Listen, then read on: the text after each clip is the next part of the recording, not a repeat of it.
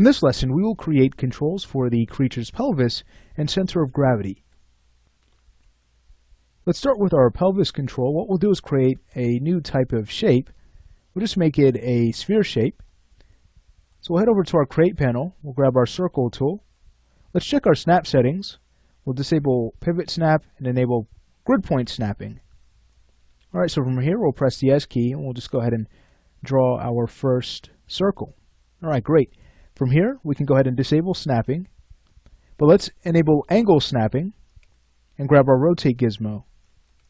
Alright, so while holding down shift, we're going to go ahead and rotate about 90 degrees. Great. Then from here we'll go ahead and choose OK, and with this shape still selected, again we'll hold down shift and we'll clone one more. So this time we're going to go ahead and rotate 90 degrees in the x-axis. Alright, so here's the shape that we've created. We just need to get them all attached so they're just one piece. So with one of our circles selected, we can right click and choose Convert to Editable Spline. Now in our Modify panel, we can scroll down until we find Attach. Here it is. So go ahead and click on Attach, and we'll go ahead and now attach our two shapes to this one selected shape, and there we have it. So when we right click, they're all just one piece now. Great, so from here we can go ahead and reset the X-form on this. We could also go ahead and collapse it down and then export it out. So with it selected, we'll go ahead and choose Export, Export Selected. Since the other shapes are in our import folder, we might as well go ahead and add that there. We'll simply call this sphere underscore shape. Alright, great. So now we have another object in our repository that we can quickly access. Now with this still selected, let's say we go ahead and align it over to the pelvis. So we'll go ahead and just press Shift A and click on the pelvis envelope object. Alright, great. So from here what we could do is go ahead and start to resize this object. Let's go to our Modify panel and go to the vertex of object level. We'll grab our points. We'll just start to scale them down. I'd also recommend doing so in shaded mode just so we can make sure that this wraps around the pelvis nicely. I might go ahead and just bring up the shape a bit more. Great. And we'll go ahead and start to kind of drop the size a bit. And I think that's going to work out well. Alright, so we have a really cool pelvis control. And take a look, the color is already taken care of too. We really lucked out.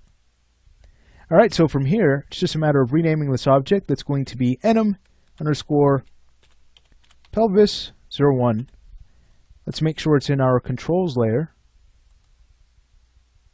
And now we can create our center of gravity control. So as we've done before, we have made a C shape. If we were to go ahead and head over to our repository, if I were to choose import, you can see we have a cog control here. Let's go ahead and choose open. So we'll just go ahead and work with that object. Great.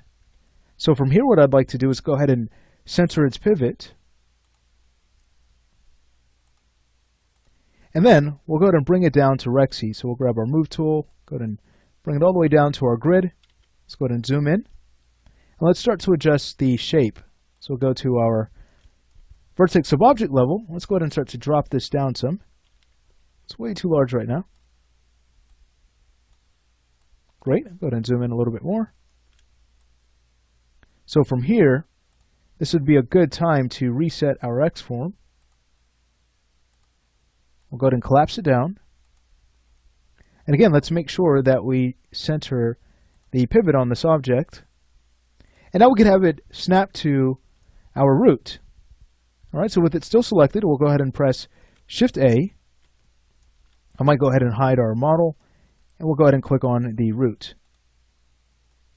Alright, perfect. So now it's in the right spot, but we need to make sure it's easy to select. So we'll just go ahead and grab its points. We'll go ahead and translate those out. Alright, so we can always bring this up a bit higher, maybe scale it down a bit more. Great. And now we can go ahead and bring back our model just to make sure that this is easy to select. It's not on top of any other control. This looks good. I might go to, let's say, our front view and take a look at how well it's centered. So I might translate it over in the x-axis a bit more, just so we can keep our rig nice and clean. All right, great. So our controls are in place. We can go ahead and rename this object so that COG01 can make sure it's added to our controls layer. Great. And now from here, we're going to want to take the pelvis control and link that to our center of gravity. And now we can go ahead and take the center of gravity and link that to our global control. Once we have finished linking, we can go ahead and select both objects, right-click and freeze their transforms. All right, beautiful. Now for the pelvis and root, we could always go ahead and work on just linking them to their control object. So we know that the root should be linked to the center of gravity, and then we can go ahead and take our pelvis and link that to the pelvis control. So now as we start to test this out, we start to kind of move things around. That looks nice. Let's go ahead and take a look at the center of gravity. It drives everything. Super cool. All right, so we've managed to set up controls for the pelvis and center. So what we'll do next is go ahead and work on tail controls.